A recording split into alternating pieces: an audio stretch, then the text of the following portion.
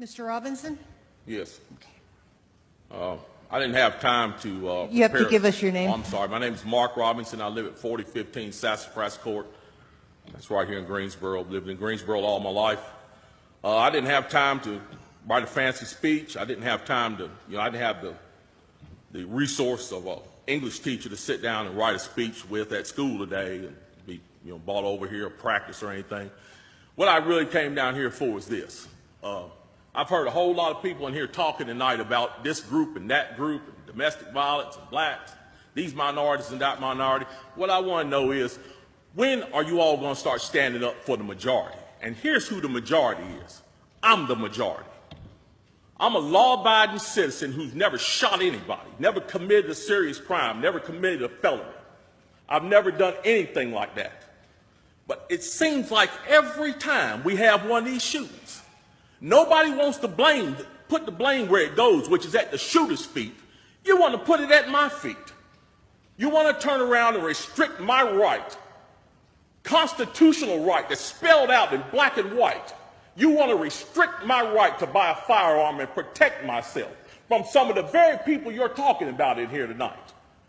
It's ridiculous. I don't think Rod Serling could come up with a better script. It does not make any sense. The law-abiding citizens of this community and many communities around this country, we're the first ones taxed and the last ones considered and the first ones punished when things like this happens, because our rights are the ones that are being taken away. That's the reason why I came down here today. Gun show or no gun show, NRA or no NRA. I'm here to stand up for the law-abiding citizens of this community, because I'm going to tell you what's going to happen. You can take the guns away from us all you want to. You all write a law, I follow the law, I'll bring my guns down here, I'll turn them in. But here's what's going to happen. The Crips and the Bloods on the other side of town, they're not going to turn their guns in. They're going to hold on to them.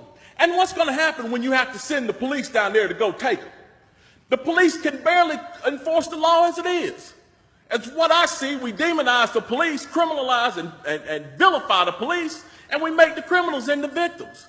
And we're talking about restricting guns? How are you going to do that? How are you going to do that when the police department's already hamstrung? You're not going to be able to go down here and take these guns from these criminals. So the criminals are going to hold on to their guns. They're still going to have them. They're still going to break in my house, and they're still going to shoot me with them. And guess who's going to be the one that suffers?